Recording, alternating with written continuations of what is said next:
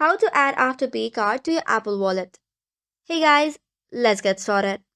On today's video, we'll be discussing some of the steps that you can apply to add Afterpay card to your Apple Wallet. So for this, what you have to do, first of all, generate your Afterpay card. After that, open your Afterpay app and access the card. Next up, tap the Add to Apple Wallet button that is available on your Apple mobile and follow the prompts to add your card. The prompts are on screen and you just have to add the details asked.